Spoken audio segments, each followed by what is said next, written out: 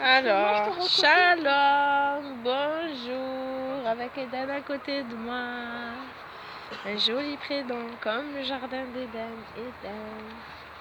Alors, je lis le psaume 9, mais pas entier. Ça commence les découpages. C'est dommage parce qu'il n'est pas très long, mais bon. On va suivre ce découpage-là pour avoir les 365 lectures pour une année complète. Alors, et aujourd'hui c'est la 193e. Je commence par celle-là. Hier j'avais fait qu'une. Bon, on verra si aujourd'hui je peux en faire plusieurs ou pas. Donc du verset 1 au verset 13. C'est parti. Moi je t'attends au verset 13. Et voilà, je vais faire le verset 13. Regarde, elle est belle La vocifération des humbles. Au Corège, nubile de Laben, chant de David. Je te célèbre, Yahuwah, de tout mon cœur. Je raconte toutes tes merveilles. Je me réjouis, j'exulte en toi. Je chante ton nom suprême. Au retour de mes ennemis, en arrière, ils ont trébuché. Ils ont perdu en face de toi.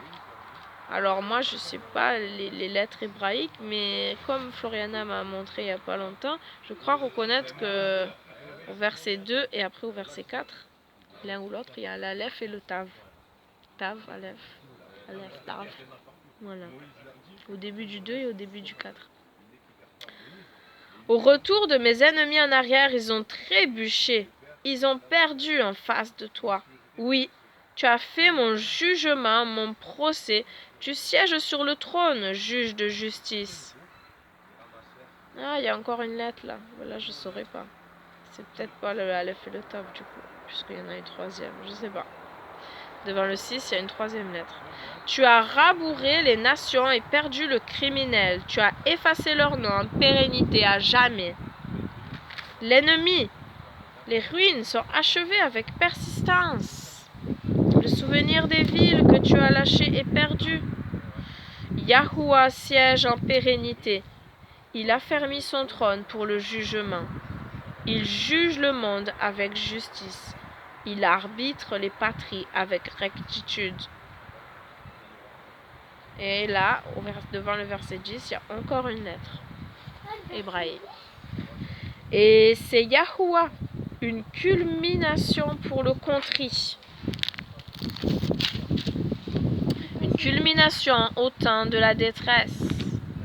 Les connaisseurs de ton nom s'assurent en toi, car tu n'abandonnes pas ceux qui te consultent, Yahuwah. Chantez pour Yahuwah, l'habitant de Sion. Rapportez au peuple ses agissements. Oui, il recherche les saints, il se souvient d'eux. Il n'oublie pas la vocifération des humbles. Moi, j'ai pas ça dans la version courante que j'ai vite fait tout à l'heure. J'ai pour finir, il parle des pauvres. Je vais prier. Non, je vais lire le proverbe d'abord.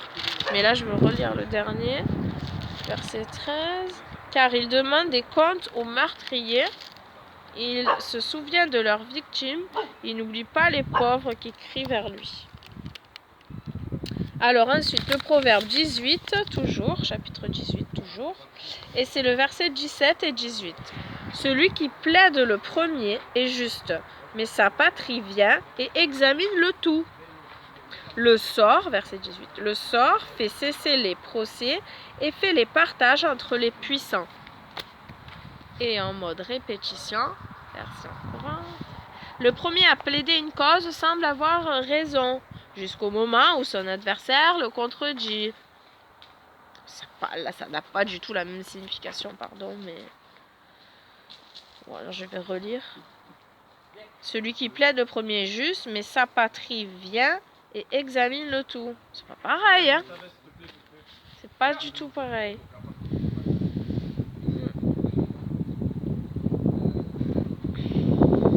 Et le verset 18, jetez les dés, fait cesser les querelles et tranche le débat entre les plaideurs.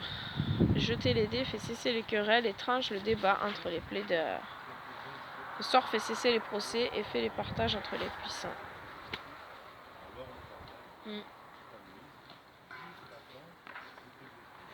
Ouais, là c'est pas question de partage, hein. Tranche le débat entre les plaideurs. Et là il parle des puissants. Vraiment, je crois que c'est super important de comparer parce qu'il n'y a qu'une seule vérité et ça n'a pas le même sens. Hein. Ça n'a pas le même sens. Des fois oui, mais des fois non. Oh là là, Seigneur, instruis-nous, ouvre-nous les yeux, donne-nous la compréhension, enlève toute mauvaise doctrine, mauvais enseignement, mauvaise traduction, Seigneur, afin de comprendre ta parole, pour pouvoir l'appliquer, Seigneur, afin d'être renouvelé dans notre intelligence. Oui, tu es bon, tu es fidèle, tu es patient, et je te remercie pour cette patience qui nous sauve tous. Alléluia, que ferions-nous sans toi? Oui, nous serons exterminés, Seigneur. Mais non, tu es bon, miséricordieux. Alléluia. Béni soit ton Saint-Nom. Je commande à mon âme, bénis l'Éternel et n'oublie aucun de ses bienfaits. Oui, Créateur de toutes choses. Oui, tu as fait tout à merveille. Oui, tu es généreux. Oui, ton oreille n'est pas sourde. Oui, ton bras n'est pas trop court. C'est nos péchés qui nous éloignent de toi. Alors vraiment, Seigneur, enseigne-nous, convainc-nous, que nous puissions réaliser, reconnaître notre péché, l'abandonner, être délivré, avoir cette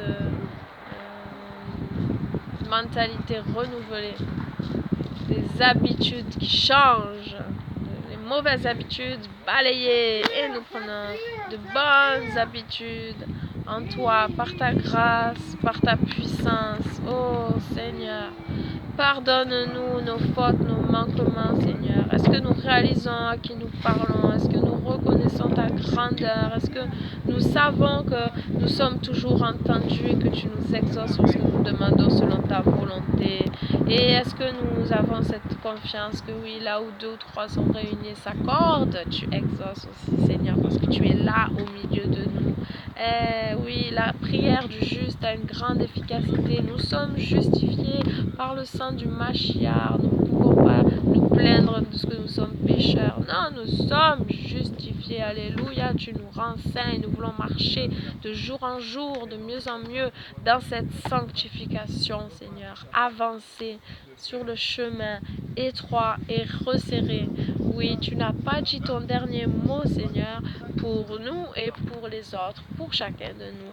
Et même pour celui qui est actuellement perdu, tu n'as pas dit ton dernier mot. Tu changes le mal en bien et tu as tout pouvoir. Il y a bien l'exemple de ce meurtrier. L'apôtre Paul, oui, était un meurtrier et tu l'as délivré, tu lui as ouvert les yeux, tu as fait tomber les écailles. Il a vu, alléluia, et comme Job a vu, après toutes ses souffrances, nous pouvons dire, comme sûrement l'apôtre Paul a dit, j'avais entendu parler de toi, mais maintenant mon œil te voit. Mon oreille avait entendu parler de toi, mais maintenant mon œil te voit. Maintenant mon œil te voit. Maintenant mon œil te voit. Yahusha mon roi.